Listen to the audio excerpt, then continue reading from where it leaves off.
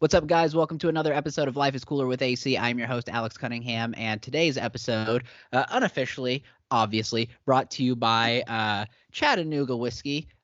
Eventually, one of you guys are going to sponsor me, so hurry up because I'm tired of buying all of this shit. But today is very special because a good friend of mine, all the way from Chicago to Austin, I don't know where the hell he's from, neither does he.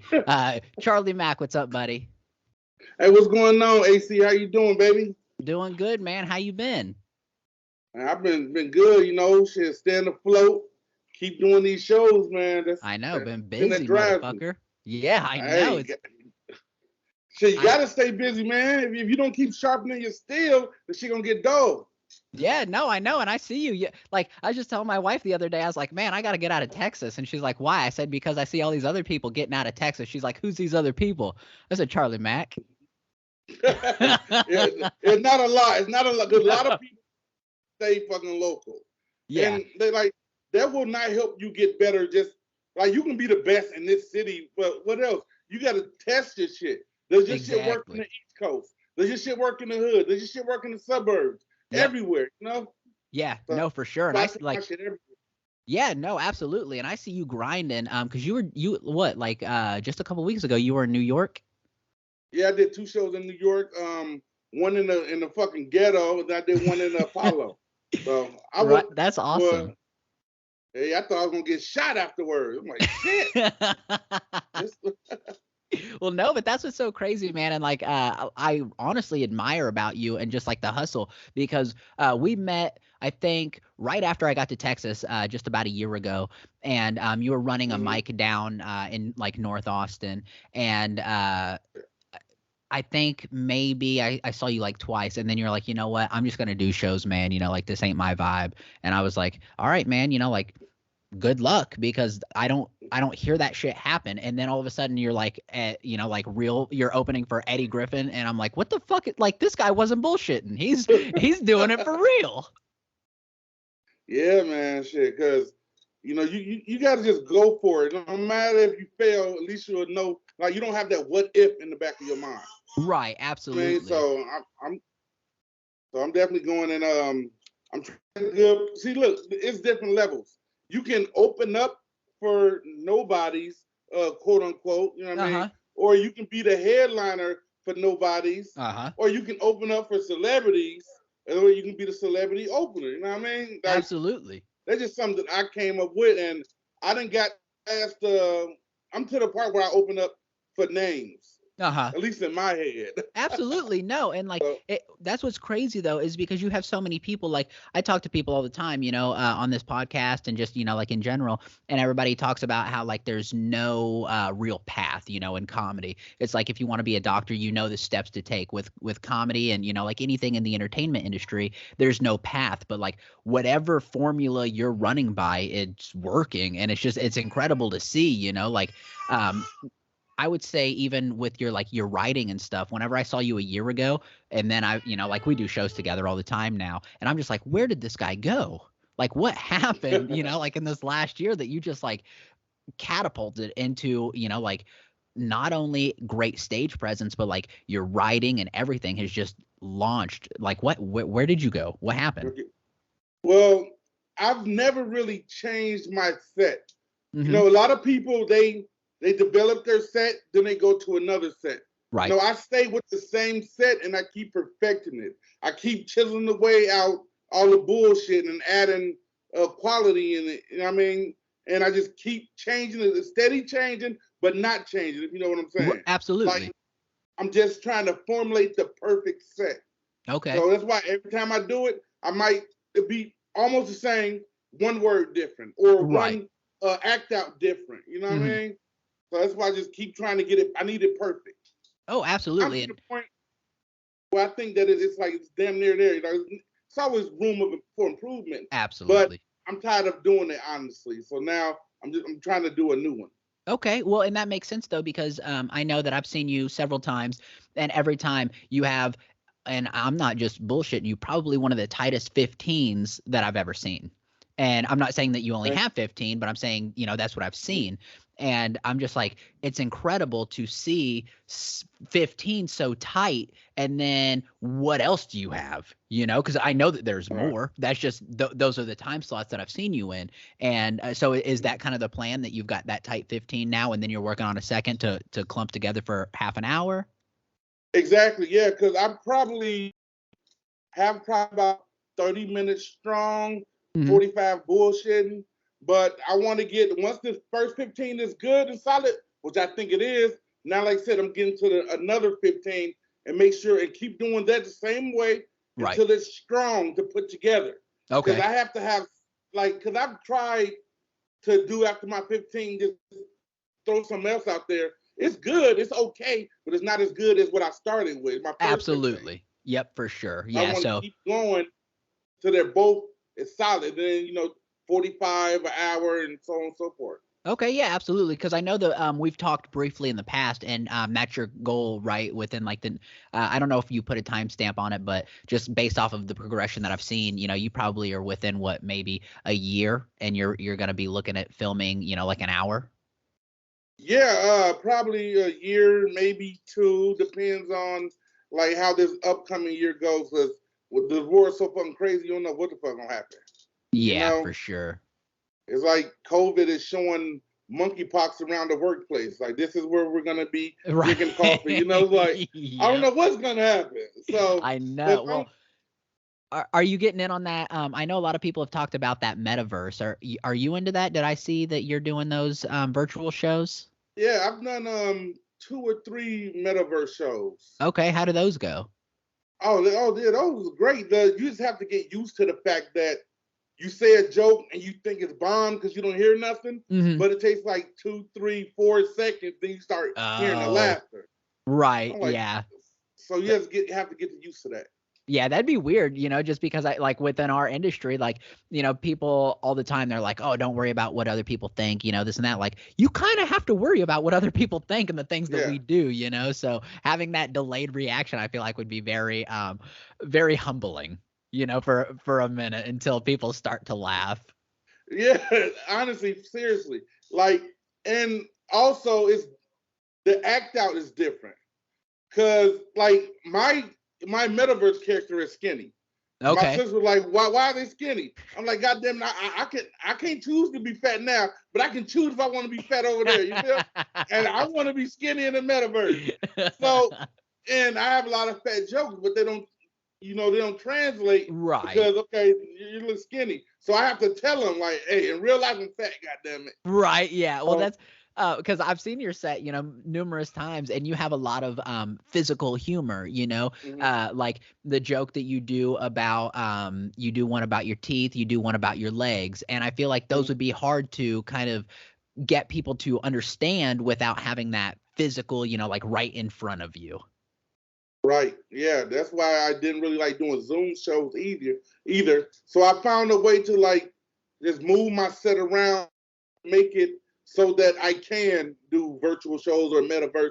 I just have to tweak the jokes a little bit. Right. See, and that's what honestly, like, that's what I love about you is that, like, I've noticed no matter what it is, what situation you're in front of, you're constantly adapting and overcoming, and the just the Mhm. willingness to try something different. And I feel like you said, you can be the king of, whatever city you're in, and like that's fucking great, but who cares, because nobody else is listening. It's whenever you reach Right. the world, when you reach the masses. So being able to adapt and overcome very rapidly and quickly like that, I feel like is a great attribute to have.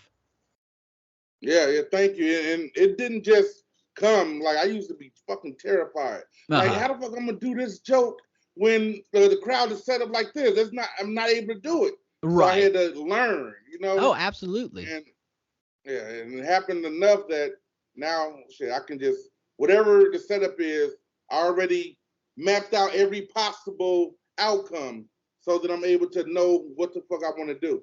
Yeah, see it, but I feel like that's kind of what makes what separates the boys from the men, you know, like having a professional and a non-professional is that, like, I remember, you know, back in the day whenever I would get on stage and I'm like, these are my jokes, this is what I'm saying, and it doesn't matter if I, you know, like if it's bombing, I'm gonna just keep pushing through and we'll just see what happens. Where now I'm like, okay, you guys don't want to talk about my dick, let's talk about something else, you know, like we'll just go into the arsenal and we'll just keep changing, and we'll keep, you know, we'll find what this crowd is into, you know. And a lot of people I don't think have that self-awareness, you know. Yeah, and they get intimidated by the crowd.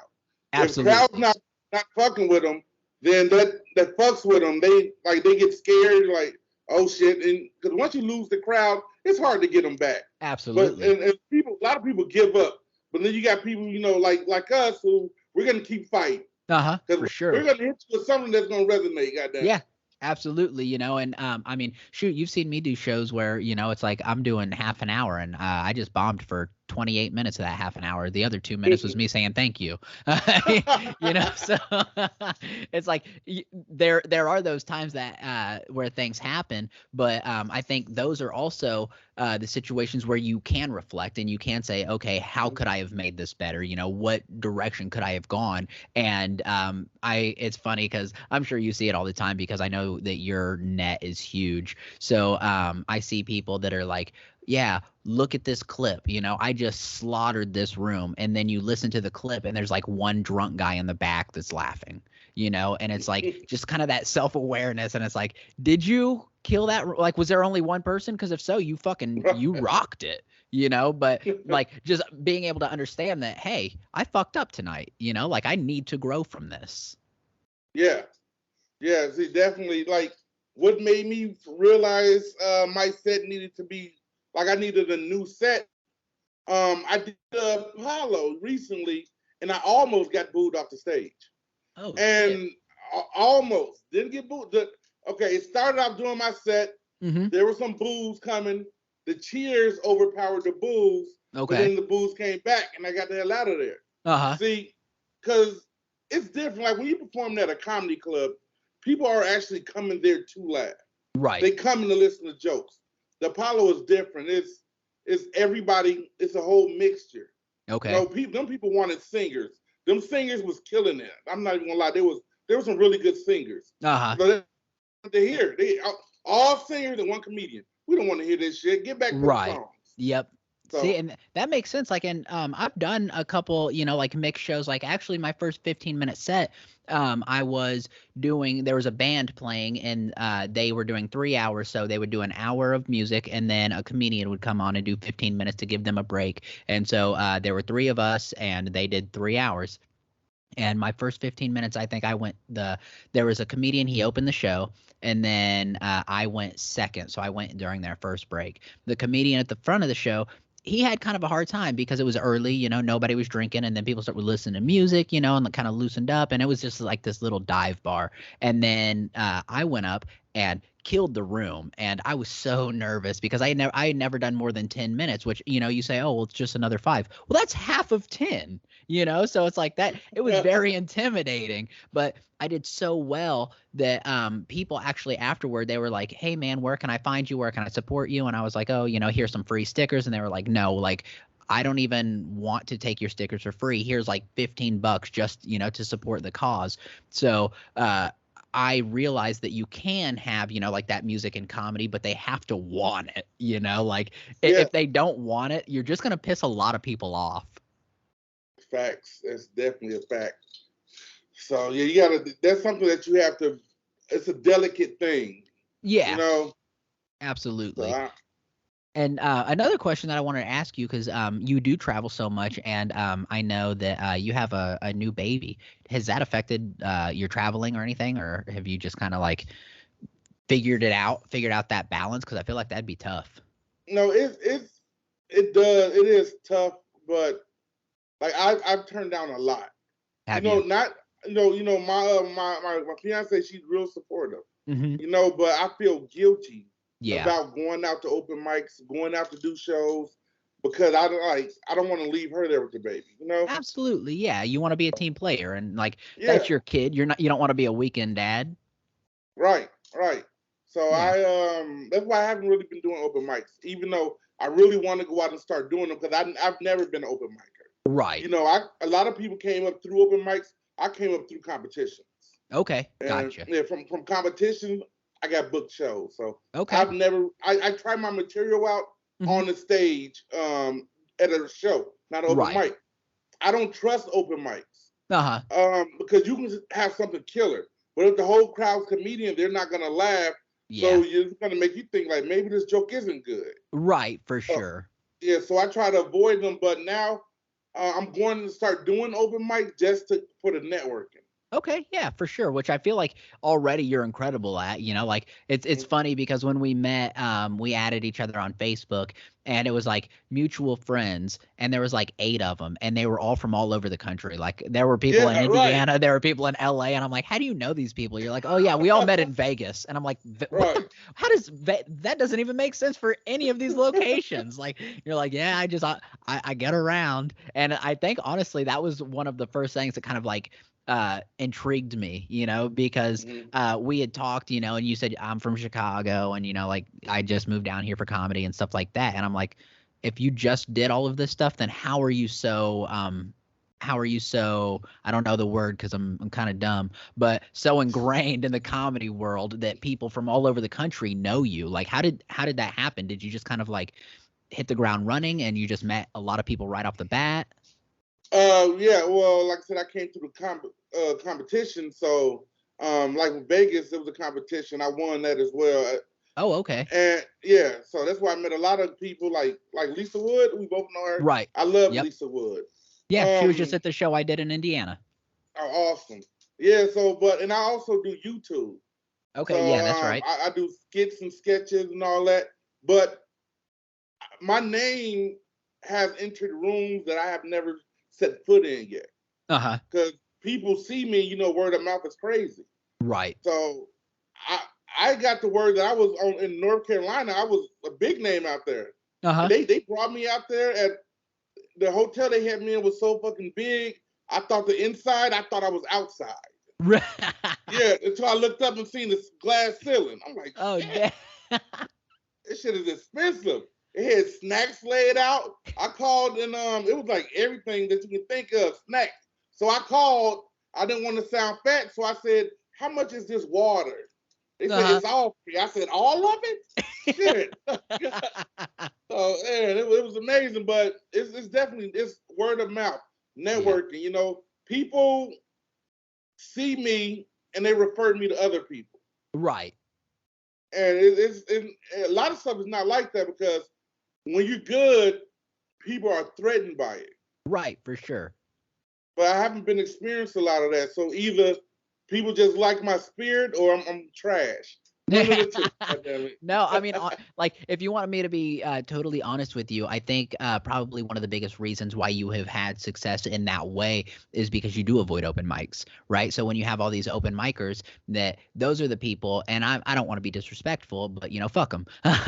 But, like, it's the open micers that they're the ones who are constantly, oh, if you're doing better than I am, then I'll shit on you, you know, like, fuck that guy. And it's like, the reason being is because they're not getting booked. So they are, you know, they're intimidated by you. Where if you're doing big shows where people are flying you in and you've got hotels where they're giving you everything for free, then the people that you're doing that with are also getting the same respect. So when you're on that level, it's a totally different level. So people are like, they want to see you progress, because if you progress, that means that whenever you get here, you're going to reach back and you're going to pull them up there, you know, and it becomes a community where when you're, you know, like, you're not getting booked, you're getting pissed off because your friends are around you, you know, and you're just doing 5 minutes at, you know, these open mics where sometimes you have to pay for it. Like, those guys don't have your back, you know? Right.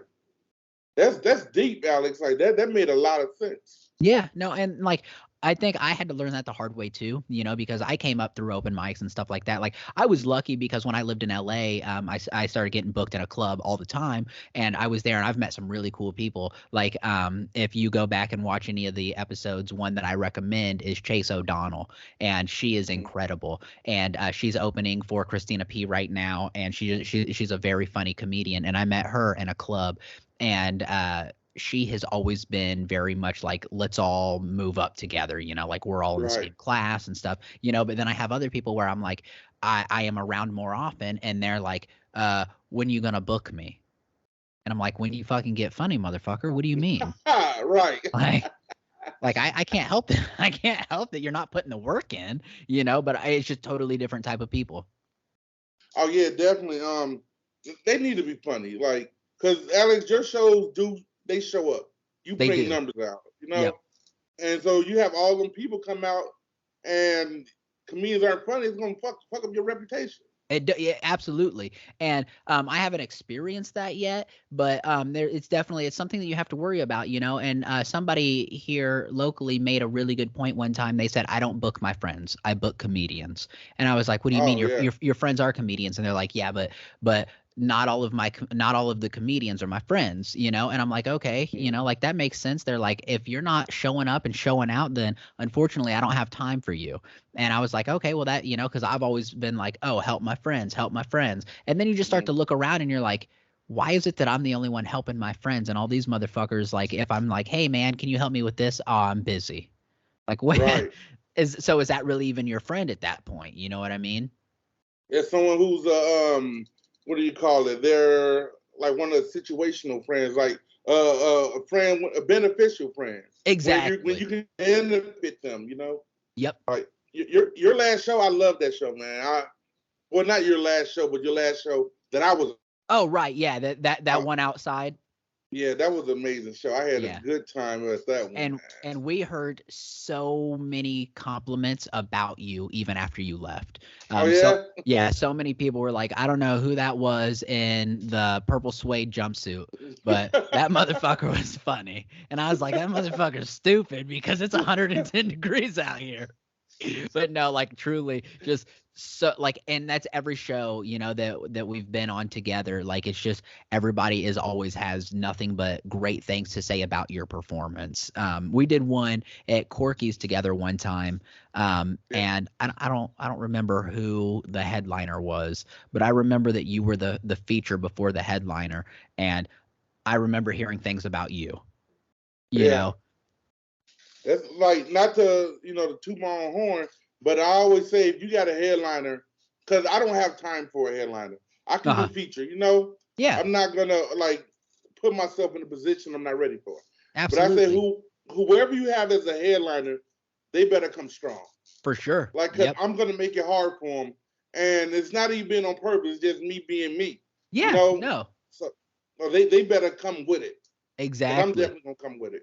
Yeah, no, and I'm gonna be totally honest with you. That show that you were on that we're talking about, you went right before I did, and I was like, I don't know why I did this. I don't know, like truly. And like they loved you so much that like they were just like, what the fuck is this guy doing on stage at this point? And I'm sure you remember. Like I think I was supposed to do half an hour and I did 25 because you have, like laughter and stuff in between. But I was like, well, that's gone, because like once you did your stuff, they were just like, you had them and they were ready to go, because it's just, but that's the guy that you want to be. And like, I am so excited that you did that because you made me work so hard I couldn't do it.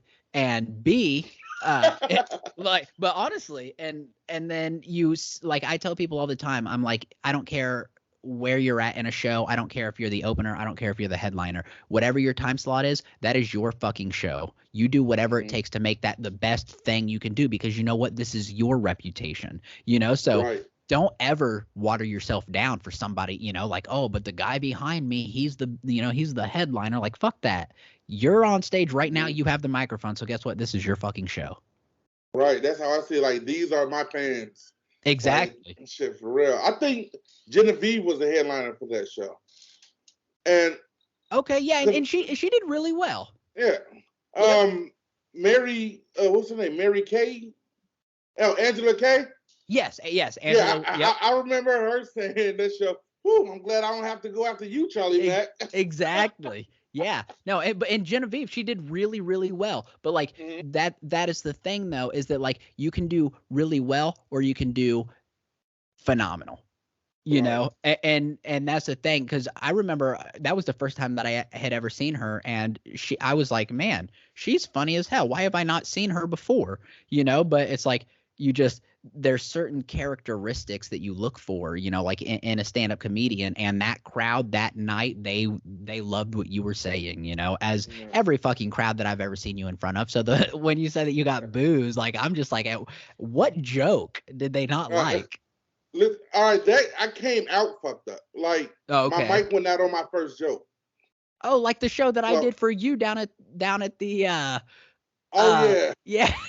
Yeah. But it was crazy. I was fighting an uphill battle. Yeah, for sure. But you know, it was crazy because I did a show right the night before that. It killed it. So it sometimes, you know, you're not every shot's not gonna go in. Everything's not gonna be a slam dunk every time. Right. So, but I try not to dwell on those experiences. You know, I just like, okay, on to the next shit. Absolutely. As long as I can check that shit off my damn bucket list. Yeah, no, for sure. And that's the thing, though, you know, like, because I've always been like in the gym and, you know, like work out and stuff like that, runner and stuff, you know, and I'm always reading like motivational stuff for that. And one thing that people always say is that, you know, like the successful person is not the person who never fell off the wagon. It's the person who decided to get right back on.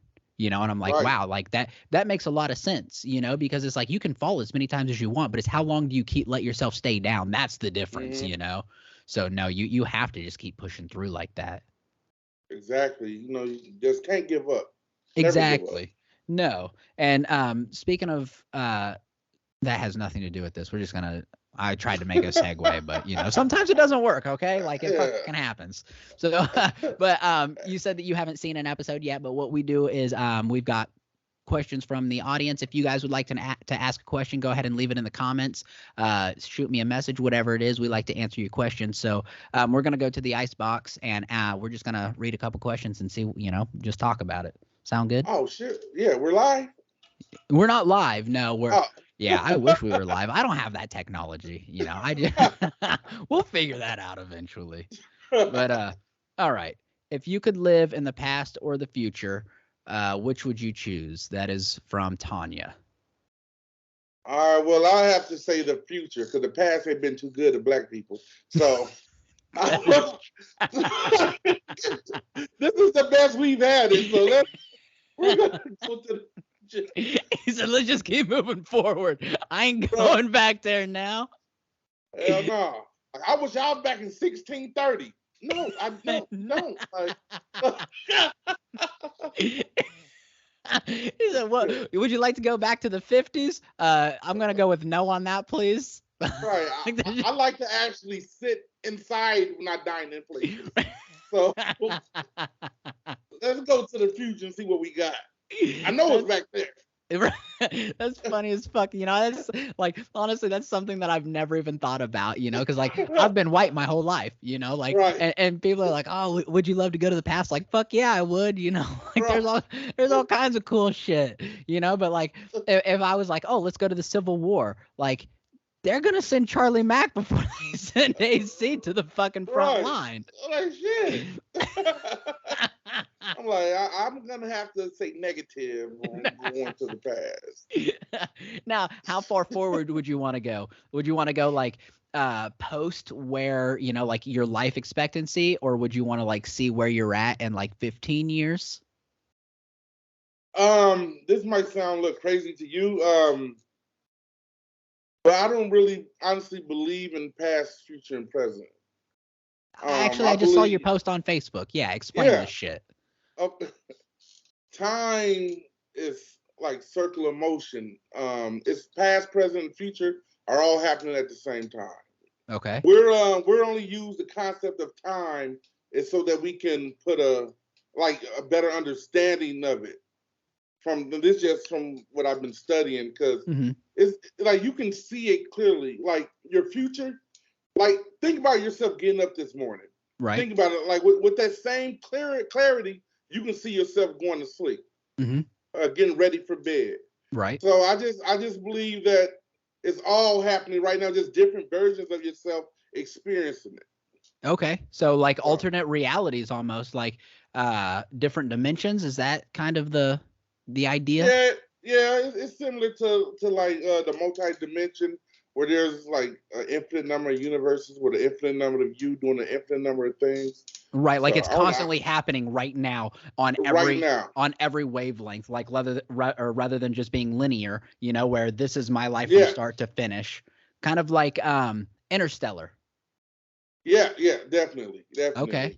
definitely. All right, that's See, I like life. It reminds me of, I can't remember the name of it, but it's this Nick Cage movie where he can see like a couple minutes into the future, and so uh-huh. what he does is he looks at something, and before he does it, you see a bunch of versions of him coming out of him and going each way, so he can choose he can see all of them, and he Right. can choose the best outcome of what he wants to do Yeah. based on what he just seen. Yeah. So I need Unknown, I believe, right? I Unknown is can't the remember the name of it, but I gotta find it. But it could Yeah. be. Yeah, I think But it is. But yeah, no, all this absolutely. is real, man. All of this shit, they don't make this shit up, man. This shit all comes from somewhere. Oh, for sure. Yeah, no, that's one of those things that, like it's funny. Aliens is always a big topic. People ask aliens, aliens, and it's like if you don't believe in, like things that people talk about so often, I feel like you're probably the problem. Because it's like there's no way that throughout time everybody has kind of like come up with this same idea, but like, nah, it's bullshit though. Like there has to be some truth to these things, and like even if you think of like Einstein, and like the theory of relativity, like that shows you that time is not linear, and it shows you Right. that there are so many different variables and like you said, so many different outcomes, and it really depends upon your current situation right now. Facts. That's definitely facts. And everyone doesn't experience time equally. Yeah, Like, especially like the faster you go, the slower time goes. And this is exactly. this is actually a proven Yeah. fact. Yep. Yeah. No. And they're like they say that like if you're in a coma, you age differently. So it's like there are just so many different concepts of time that it's honestly it's too big for my brain to really comprehend because I'm more of Yeah. I'm a dick joke kind of guy. So if it's not like right there in my hand, I don't get it. You know what I mean? Yeah, definitely. Like, I don't know. I love that shit, man. Yeah. Like, No. I'm a deep thinker. Yeah. Like, I literally do it, like, think so hard that my head starts hurting. Right. Yeah. Well, Cause and I'll go ahead. I was gonna say that like that takes a lot because you got a big ass head. Like Yeah, I I know, know but I know you in I person. right. I try to stop wearing tight pants so you can't see it. But yeah. Yeah, both of them. They're both huge. I've seen them both. Hey, keep Austin weird. Right. Look, I got a gay homegirl. Um, her name Mo. She's like real famous on YouTube. She had Okay. like 200,000 followers or whatever. Uh-huh. But I had a picture of my dick in my phone, and I said, "Look at this," and put it in her face. She like, "What the? Oh!" So now every time I say something, I'm like, "Y'all shit good, ain't it, Mo?" And- Look at her See, that's what I'm gonna start doing. I'm gonna start showing my dick to just random women. Be like, I thought you were gay. Charlie said it was okay if you're gay. Like that's Charlie Mack's fault. Look. Watch, we're all gonna get arrested for assault. Right. Don't blame me, goddamn. Do you ever go back to Chicago and do shows? I've been done one show in Chicago last April at Okay. Riddle's, and it was a show where Michael Coyer was headlining. Oh, okay. So it was the show sold out and it was a double show.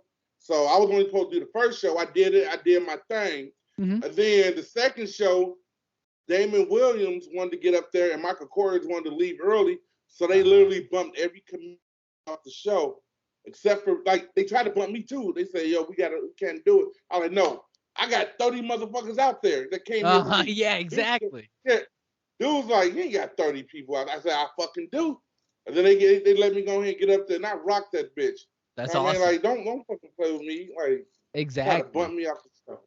Yeah, no, for But sure. you Like know, I tell people all the time, like, especially, like being a showrunner and stuff, because I get comedians that they'll be like, oh, well, like I don't like this about a show, or I don't like that. And like, so they'll complain to the showrunner. And I'm like, you do what you gonna do. But, like I have actually kicked people off of shows because they want to bitch about it. But it's totally different if they're trying to bump you off of a show and you're like, listen, motherfucker, like I came all the way here from Austin. Like, there's no way that I'm not going to perform in my home city.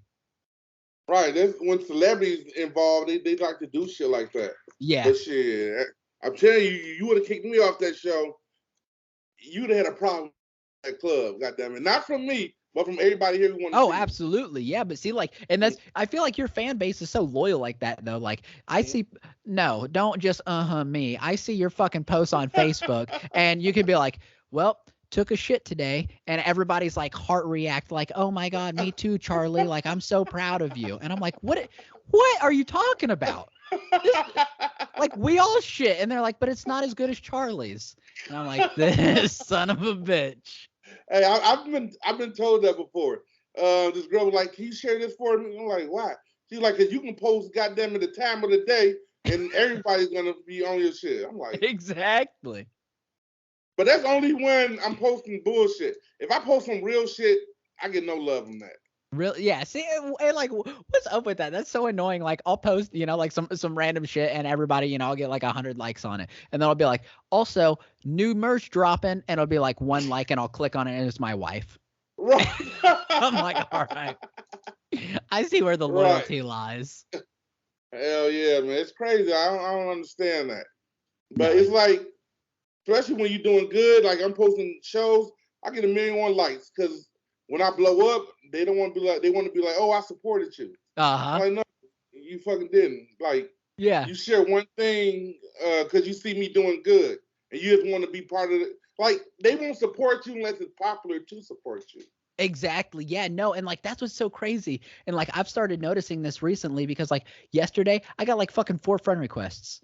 I'm like, why? Like, why? I don't know you. Why do you want to be my friend? Like, you guys realize that like I'm not really that funny on Facebook, right? Like, this is where I post like random shit that people generally don't like. If you want funny shit, go to a fucking show. Right. But everybody wants to be like, nah, I followed you from the beginning. You remember me? Right. And I'm like, no, I don't at all. I've never met you in person. Exactly. That's why I had to make a post last year, 2 years ago. Before I get famous, I already know who all my cousins are. Hey, we your cousin. Like, who? Like, yeah. Who are you? No. Right. And like, it is weird though, and like, I can't say that I have any level of success or anything like that, but it's definitely, if you make people believe that you do, then do you not? You know what I mean? So that people are starting to think, so then they're like, I want to jump on this bandwagon now. Yeah, and that's like from the 48 Laws of Power. Act like a king to be treated like a king. And also, and if you act like it, you think it. Well, I forgot who said it, but I think, therefore I am. Yeah. And people are attracted to that. Exactly. Like, to that version of you, Yeah. A lot of people, like, they have me on the flyer to host this, judge this rap thing coming up out of St. Louis. They got me down there as a celebrity judge. That's awesome.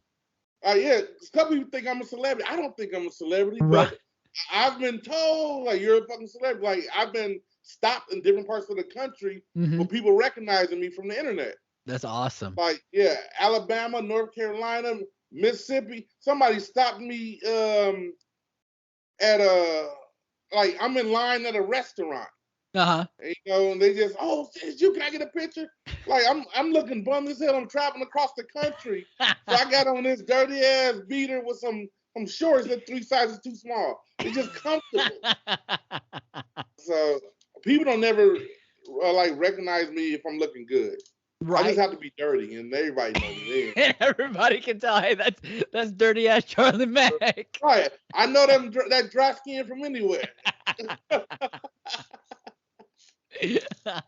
No, see, like, that's, I haven't reached that level, where like people recognize me. I mean, my ass was in the pay. I was so excited. I was like, I was on the news and in the paper twice in my hometown. I went back, not a single motherfucker was like, "Hey, are you that guy?" I was just like, "Oh, hey, just so you guys know, like I'm kind of a big deal." And they're like, "Oh, who are you?" And I'm like, well, about to kill myself is who I am." Like I was in one. I was a background in one Netflix show that actually dropped today. I just noticed what day it was. Yeah, I was a background. But the day I filmed it in November, the day after, everybody I met, you probably know me from Netflix. Yeah, you probably met. Like, I was one background person for 2 seconds. It ain't even came out yet. But in my mind, I'm the shit, goddamn. You probably noticed me from there. Yeah. I did some background work on Shameless in downtown Chicago, and I was talking to a comedian out in LA one time, and he was he was really good, but I didn't recognize his name or anything. And he said that he was from Chicago, and I was like, okay, like I used to live 3 hours south of Chicago. I did background for Shameless. He's like, oh yeah, I was on Shameless, and I was like, oh, that's cool. And then I Googled him, like, no, he was in Shameless. Like he was a character. Yeah, like he was able to talk. He wasn't just like he didn't just wear a shirt that said like "Can't pray this gay away," like in a group of people. Yeah. So when I say I'm trying to drop, like name drop, and he's like, nah, yeah. So did you watch Shameless? Yeah. I watched Shameless all the way up to the last couple seasons, couple years, but I know Shameless. Okay. So when Carl was selling drugs. Yeah, when he was in school, when he was a little kid, he met two black guys that like pulled up and beat the shit out of him and Frank, and took off with the money and the drugs. He was one of those guys. So like they had like this big interaction, where they were talking and stuff, and then so it wasn't a huge role, but like he was actually like named and had credits and everything. And I was like, all right, well, I didn't have any of that, so I was in the background. You still get credit, don't you? Well, I don't know. I've got credit for being in backgrounds. No. I've never been in nothing as big as that though. Right. But, yeah. No. Look, Amazon movies. Yeah, well, it was funny when that episode came out. I had so many people like sending me screenshots and stuff because you can see my face very clearly. I'm right behind one of the main characters. And so like everybody stopped, and was like, look at you, you're on TV. And I'm like, yeah, but don't blink because you'll fucking miss me. And then, but it's funny because I've done that where I'm like, oh yeah, I was on, I did an episode of Shameless. And I did have somebody one time and they're like, oh shit, I recognize you. I'm like, yep. That was me. And they have no fucking idea. They just want to be in the know. Oh, yeah. They get that a lot. I even do that sometimes. Right. Like, oh, shit. They're like, hey, what's up, man? I'm like, oh, it's you. Right. What's up? Exactly. Like, oh, yeah. Exactly. But you got to fake it till you make it. That's the way to do it. Hell yeah. I don't know why I could just be like, hey, I don't know you. Right, it just seems rude. And then I get to the point where I didn't fake this so much. I really want to know this person's name now. I'm too far in to ask. Exactly. Yeah. If I ask now, I'm an asshole. Right. Exactly. I think I did that before. Someone like, how do you spell your name again? And she was like, it's M-A-Y, May or something. It was some Joy, I think. It was Joy. It was like J-O-Y. I'm like, oh yeah, like. What the hell?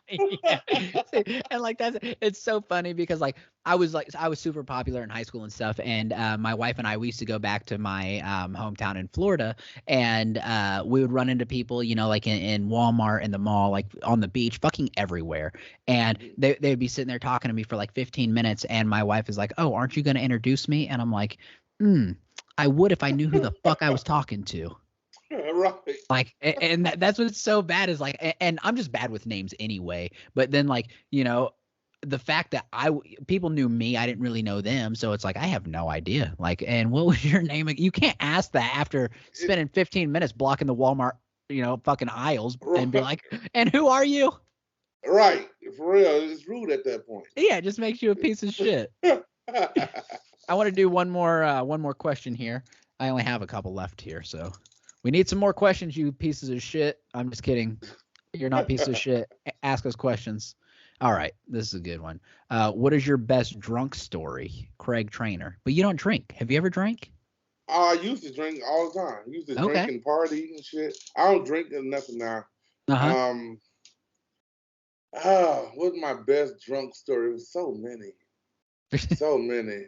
I got drunk, sexual drunk stories. I got violent drunk stories. Like, I don't know. Let me think. What's the best drunk story?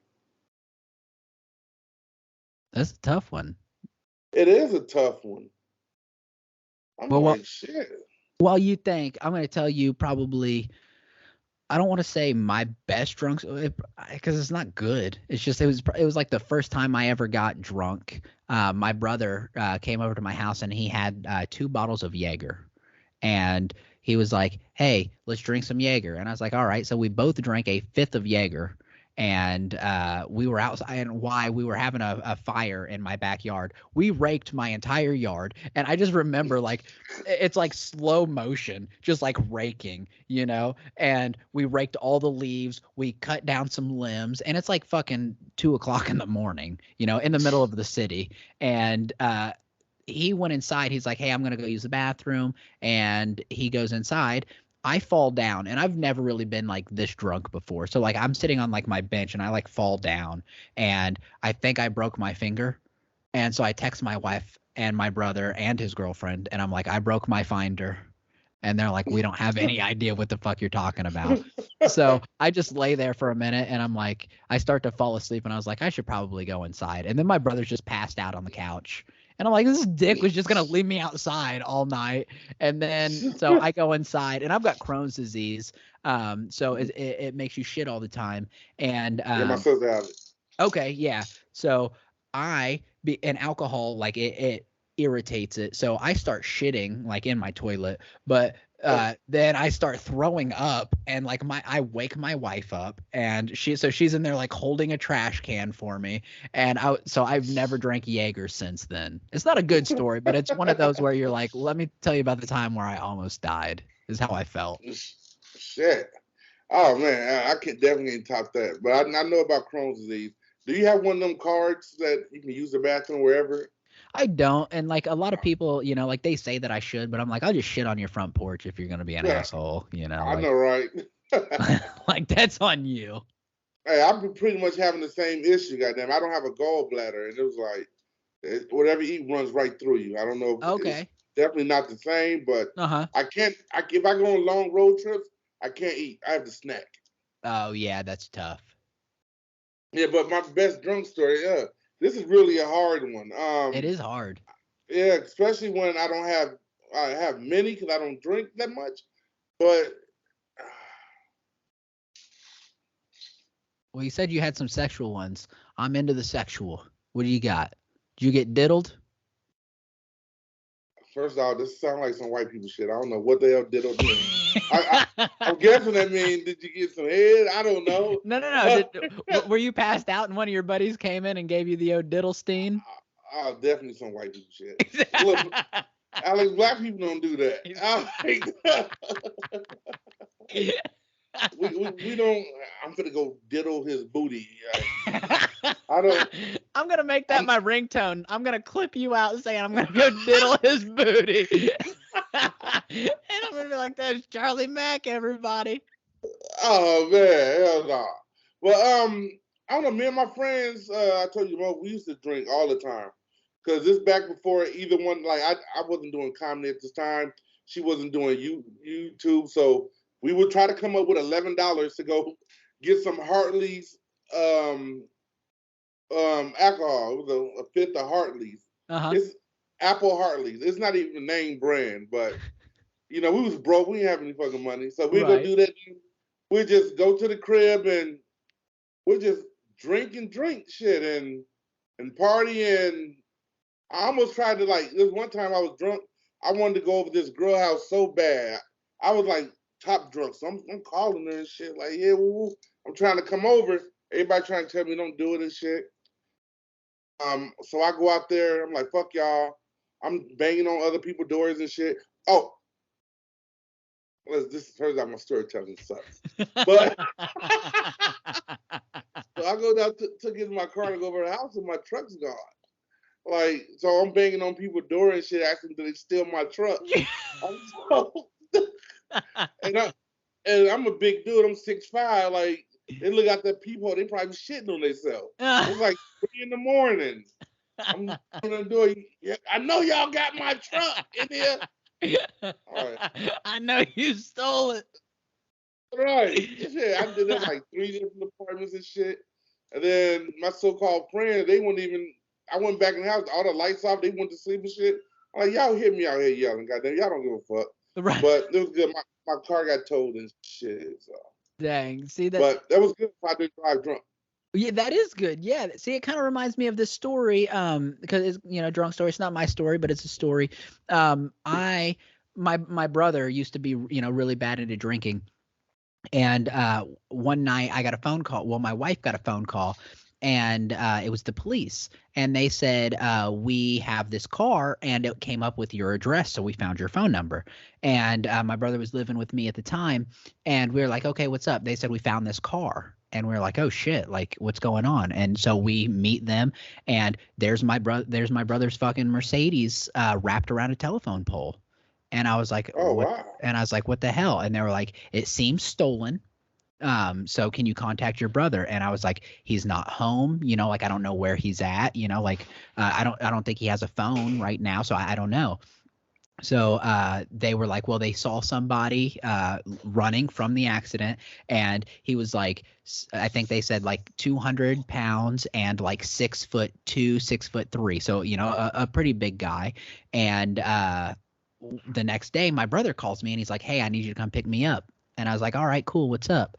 So I get there and he's like, yeah, can you fucking believe it? My car was stolen last night. And I was like, okay. And he was like, yeah, apparently somebody wrecked it into a telephone pole. And I was like, Orion, I'm going to give you one opportunity to stop lying to me. And then he's like, I fucking wrecked my car last night. And I was like, I know you did. Yeah. I got a call from the police. But luckily, the eyewitness had no idea how much people weigh and how tall people are. So they said that it was this giant dude. So I took him to the police department, and the first thing the detective said was, clearly it wasn't you. Your car was stolen, because the eyewitness said this guy was 6'3" and 200 pounds. And my brother is probably right at 6 foot and I don't know, like 160, so they were like, clearly it wasn't you. And he's like, yep, it was stolen. So like the luckiest son of a bitch in the world, but what a shitty situation. And what happened was like the road teed off and he just kept driving right into that telephone pole. Yeah. And I'm just like, boy, drunk as fuck. Yeah. Oh, and so you said you were knocking on people's doors. Yeah. So it was probably 2 or 3 in the morning. So my brother took off running and went around this building, whatever. And he started knocking on people's doors, and he was like, hey, can you give me a ride to my friend's house? And some old dude was like, oh yeah, sure. And he had like an old school Camaro or something. And he could just tell that my brother was, drunk as fuck. So dropped him off at his friend's house. And my brother was just like, if I create this elaborate story about my car getting stolen, maybe I'll get away with it. Little did he know somebody else had already, corroborated his story that didn't even know. Like, how does that happen? The universe works for you. It does. Sometimes. Even when you're drunk and just being dumb. Hell yeah. Look, this don't have anything. I might be an infinite being. Yeah. This has nothing to do with anything. I don't know. Listen, I don't remember time before me, and I can't picture it after me. As long as I've known it, I've been here, Yeah. So, I know it is. I told you, Alice, my mind is fucking crazy. I'm kind of nuts, in a way. But it's just, I lost my train of thought. But no, I feel you. I've never had any serious illnesses, never broken anything. I might be handcuffed. I don't know. Yeah, well, like you said, you got to seriously, the cock the size of my hand. So you got small hands. That doesn't sound good. It's that big. Cock is 2 inches, like. Shit. But like honestly, I don't know if you'll live forever or not, but I can tell you that just your being, alone is just such a driving force in this world right now, and I am definitely very privileged to kind of be in your circle, and in the around the things that you're doing, because you're like you. I told my wife the other day, I was like, if anybody from this, from my circle, if anybody hits it big, it's going to be Charlie Mac. Hey, yo, thank you so much for that. Like, honestly. But you, Alex, I was literally thinking that about you. I'm like, Alex, because you're doing so fucking much, and you're making, like, you're doing it for causes, so you're reason behind it, and that's really what was gonna push you even further. And for two, I will live forever. Maybe not physically, but I'm trying to make sure Absolutely. my name rings. Yep, for sure. Lives on. Yeah. If your name lives on, you can live forever. But Exactly. No. At some point though, somebody's gonna think about you for the very last time, the last person. Uh-huh. So yeah, no, and hopefully though that's not going to be the case, because I plan to have my star right here on the Hollywood Walk of Fame, and yours is going to be right here. Yours is going to be closer to the ghetto, but mine's going to be just mine's going to be just right there, just hey, a little. As long as I'm there. You said mine's going to be in the hood, yours going to be in the neighborhood. Exactly. There's a difference. There's a difference. If you've been to Hollywood, you know what side of the street I'm talking about. Like, they don't come clean mine off another. Yours looking all shiny. They're out there scrubbing mine, and they're like, that's just Charlie. Right. Got a homeless dude laying on mine and shit. But at least he's thinking about you. Right. Shit. But yeah, we definitely going to the top, Alex, for real. Yeah. I hope so, man. Just not just for us, but just because I know that for myself, and I would say definitely from the conversations that we've had, is that the motivation is just different than a lot of people. Like it is truly to help the world and to leave the world in a better place than what we got here. And right. That is a huge reason why I admire you, and I definitely look up to you as far as comedy goes, and just as being a friend goes. You've always been super humble and super helpful. To those around you, and I truly do appreciate that. Thank you, brother. Thank you, and shit. Likewise, I try to be I don't like try to get angry, like, because you can put out a lot of shit, like you can think and make shit happen. So I don't want any negativity. For sure. I try to stay positive and surround myself with positive people. Yeah, absolutely. And you're definitely a good dude, brother. Oh, thank you. I appreciate it. And that's what it's a team effort, man. But we're gonna make it happen. And I don't want to take up too much more of your time, but I truly do appreciate you being on here, and just talking with me. This is just it's such a good time. Like, I love connecting with other comedians and other people that I see just striving to get better and to put the work in and make their dreams come true, because it's all a dream, and creating the reality is that's the hard part. So go ahead and tell everybody what your socials are, where to find you, because I know you're fucking everywhere and I can't keep track of you, know. Well, I'm gonna keep it real simple. You can find me on YouTube under Charlie Mac, and you can find me on Instagram under Funny Charlie Mac. If you look Funny Charlie Mac up, I'm everywhere. But don't just look up Charlie Mac by itself. Don't do that. Because like my name is trademarked, but long before me, it was a porn star named Charlie Mac. Oh, long before you. I got that long before you. Okay. Now I'm going to look it up. I got it.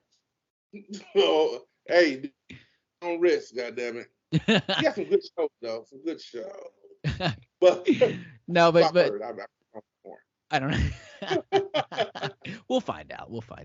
But no, truly, thank you so much, Charlie. And everybody go check this guy out, because trust me, you're going to want to fucking jump on this train before it leaves the station, because it is already chugga choo and out of here. It's on its way. And Charlie, thank you so much for being here. I know that we don't see each other all the time, but I hope that we continue to connect and jump on shows together. And I know we're going to hang out in the future, because we always do shit together. Oh, hell yeah, definitely. Man, thanks for having me. And also, one more thing. Yes, sir. I do have 2 podcasts coming up. One of them's called Mac Pac Reacts, where I react to news going on or just celebrity gossip, all types of shit. And I have another one called Men Are From Mars, Women Are From Venus, with me and my fiance just tackling, we debate all types of shit. That's awesome. Yeah, definitely go check him out, guys. Super funny guy and always has great content. I mean, the motherfucker's got 20,000 followers on YouTube, so definitely not somebody that you want to sleep on. So, all right, Charlie, I really do appreciate it, buddy, and I will talk to you soon. Yes, sir. All right. Have a good day. Peace. Take it easy, buddy.